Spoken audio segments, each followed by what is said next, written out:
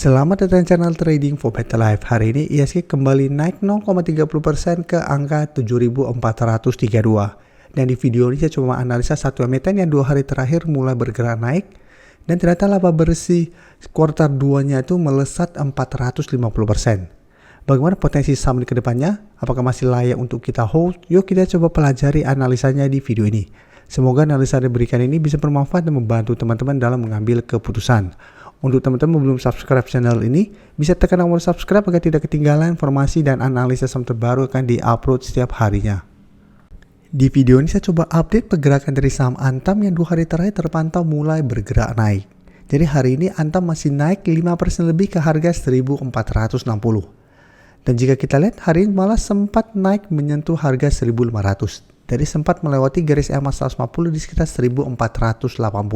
Tapi pada saat penutupan kembali berada di bawah garis EMA 150. Jadi saat ini Antam masih mencoba untuk beri garis EMA 150. Tapi untuk garis EMA 50 di harga 1350 sudah terkonfirmasi break. Jadi saat ini Antam kembali mencoba untuk bangkit dari downtrendnya.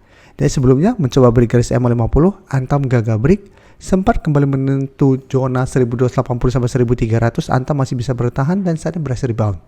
Tapi jika kita perhatikan sebelumnya juga Antam sempat naik mengatas garis EMA 150 dan ternyata ini gagal break dan melemah. Di sini juga cara candle memang sudah berhasil naik di atas garis EMA 150 menyentuh 1800. Tapi karena candlenya belum terkonfirmasi break, setelah itu Antam kembali melemah dan dari data broker summary jika kita lihat Antam masih terpantau asing 1 minggu terakhir masih masuk dengan jumlah lumayan besar. Dan kenaikan 5% lebih hari ini juga terpantau masih ada akumulasi. Jadi apabila teman-teman sudah punya, menurut saya saatnya Antam masih layak untuk di hold. Dan kenaikan 2 hari terakhir kan ternyata laba bersih Antam masih meroket 450% di kuartal 2 ini. Jadi laba bersih masih mencatatkan kenaikan yang lumayan tinggi. Jadi cara candle, apabila teman-teman sudah bersih dapat sekitar 1300 atau sekitar garis EMA 50, menurut saya saat ini masih bisa di hold. Yang pingin coba entry saat ini minggu depan paling aman wait and see dulu. Karena 2 hari terakhir sudah mulai bergerak naik dan candle hari Jumat ini masih belum begitu oke, masih ada potensi untuk terkoreksi apabila memang minggu depan masih gagal break 1500.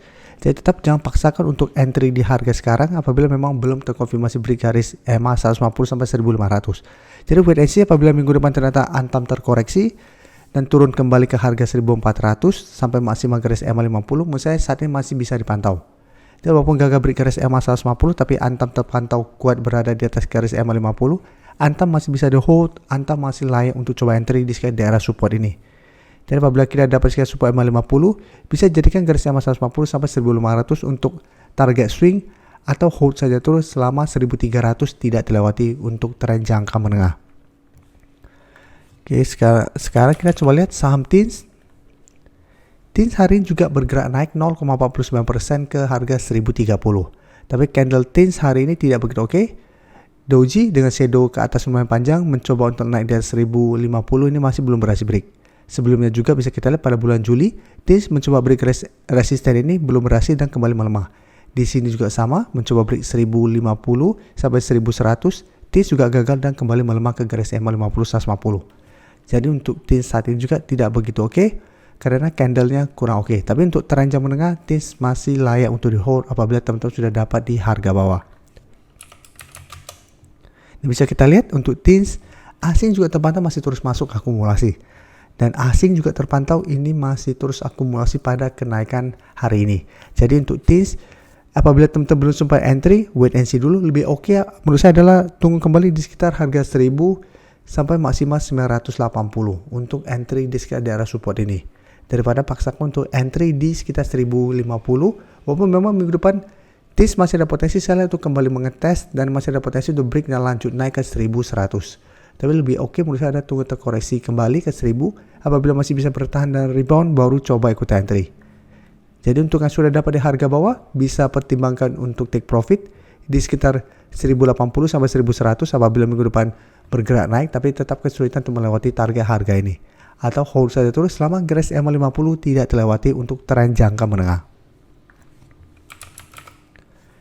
Selanjutnya untuk Inco bisa kita lihat hari ini juga terpantau naik 0,78% ke 3860, tapi cara candle ini masih belum oke. Jadi 1 minggu terakhir juga Inco sempat bangkit naik kembali di atas zona 3.750, tapi bisa kita lihat mencoba break garis EMA50 masih gagal, kembali melemah ke zona ini, masih bisa bertahan dan rebound hari ini. Tapi candle hari ini juga tidak bergerak oke. Dan jika kita lihat untuk Inco, beda dengan TINS dan Antam yang asing masih masuk akumulasi, 1 minggu terakhir ini asing terpantau keluar. Apalagi hari ini asing keluar dengan jumlah lumayan besar. Jadi setelah minggu lalu asing mulai masuk, minggu ini asing kembali take profit. Dan kenaikan hari ini juga bisa kita lihat ini ada distribusi besar. Jadi bukannya ada akumulasi, tapi Inco malah ada distribusi. Jadi untuk Inco, apabila teman-teman saat ini sudah dapat di harga bawah, belum sempat take profit di sekitar garis EMA50, menurut saya tetap harus pantau pergerakan dari saham Inco. Apabila Inco minggu depan kembali mencoba naik di atas garis EMA50 sampai 4.000 masih gagal, maka Inco masih akan sideways, sehingga masih ada potensi untuk kembali turun menuju zona 3.750 sampai 3.800. Dan untuk teman-teman ingin coba entry saham Inco, ini memang masih bisa dipantau, tapi untuk entry wait and see dulu, bisa buy on breakout apabila berhasil naik di atas garis EMA50, atau apabila gagal break, tunggu terkoreksi kembali ke zona 3.750 sampai 3.800. Apabila masih bisa bertanda rebound, baru coba ikut entry. Jadi saat ini sebaiknya jangan paksakan untuk entry, karena di harga sekarang masih di tengah-tengah support dan resisten. Selanjutnya untuk MDKA juga bisa kita lihat pergerakan hampir mirip dengan Inco. Untuk MDKA malah beberapa kali sudah mengetes garis EMA50 masih gagal dan malah turun kembali ke support 2200. Setelah menyentuh support 2200 1 minggu terakhir, MDKA memang sempat bangkit, naik kembali di atas zona 2300, sempat mendekati garis EMA50, belum sempat menyentuh, baru mendekati. MDKA minggu ini kembali melemah. Jadi hari ini MDKA masih turun 1% lebih ke 2300. Jadi kembali turun menuju zona di sekitar 2300 sampai 2280. Jadi cara pergerakan MDKA saat ini masih sideways, tapi untuk tren jangka menengah MDKA masih bergerak downtrend. Dan jika kita perhatikan untuk MDKA penurunan hari ini terpantau masih ada distribusi, tapi asing 3 hari terakhir mulai masuk akumulasi. Tapi akumulasi asing ingat ini tidak besar. Jadi untuk MDKA cara pergerakan saya lihat masih belum aman.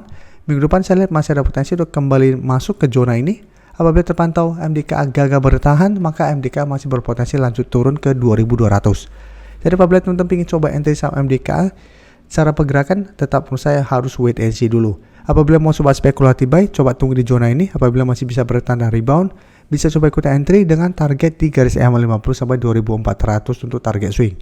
Tapi apabila tembus di bawah 2280 sebaiknya entry, kan cara pergerakan MDKA masih berpotensi untuk lanjut downtrend ke 2200 untuk saat ini.